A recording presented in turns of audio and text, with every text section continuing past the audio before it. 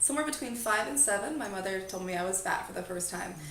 And it was a car ride. So again, my mother was a single mom, so she didn't do a lot of cooking, so we did eat a lot of fast food. And I remember asking my mother on the car ride to school where we were going to eat tonight. It's not what we were going to eat, but where we were going to eat tonight. And my mother making this comment of, oh, I don't know, we need to be careful, you're gaining a lot of weight. And so somewhere between 5 and 7, I remember hearing that. And it just progressed from there. So I had always expressed a desire to do dance. I loved dancing as a kid. I come from a family of great dancers. My mom's a great dancer, my dad's a great dancer, my grandparents are great dancers, just naturally rhythmic people. And I always wanted to dance. And I had expressed this to my mother, again, early elementary age, like, all I want to do is take dance. And her reaction to that, which is where you find a lot of the, how illogical some of these self-esteem issues can be, because dance is exercise, but her place was, oh, you're too big for dance, you need to go play soccer. Which is strange. I mean, from logical people's standpoint, it's strange. Because what's the difference between soccer and dance, aside from she had it in her head dancers look a certain way. She wasn't seeing it from an athletic perspective. So I never got to take dance, but I got to go play soccer. It was painful. It made me question my own body. It definitely made me a heightened sense of awareness of what other people might be thinking about my body. It almost makes you suspicious because you have your own internal dialogue going on all the time about, what are people thinking about how I look? Because a person who's supposed to love and care for me, who's so close to me, thinks this about me. So what is the rest of the world thinking?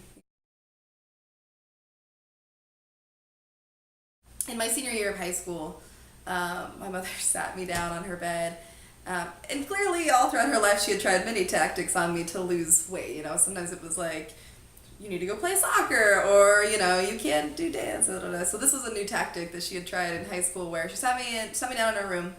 She said, she asked me, "Are you a lesbian?"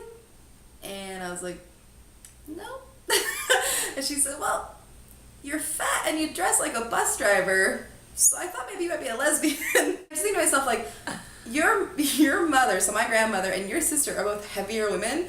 Are you saying that they're lesbians? Like, later in life, I totally went back to her on that encounter. I said, "So Mom, remember when you sat me down and asked me this?" She's like, "Oh yeah, I didn't think you were a lesbian. I was trying to offend you to the point where you'd lose weight." Really? Because one, being a lesbian is not offensive. And two, what were you thinking? Right before I left for college, literally the day that I'm walking out the door with my stuff to go to my dorm room, it's one of those moments where, your parents should be saying to you, "I love you, you're going to do great, and even if you don't do great, we're here for you." And her last words to me before going off to college were, "If you never get a boyfriend because you're too fat, bye, Mom." I was like, you know what? I'm going to prove you wrong. Because here's the thing. When you're a sexual person, and I believe this, when you're a sexual person, you also oftentimes know that you are desirable. It was this weird thing in my head where I had this person telling me all the time how unattractive I was, but there was this little piece of me that was like, I know she's full of shit. I know she is. But it's how you listen to those voices and how you react with those voices. And my idea then of proving her wrong in that moment was to sleep with everyone. Just everyone. I think I spent my freshman year more on my back than I did in a classroom.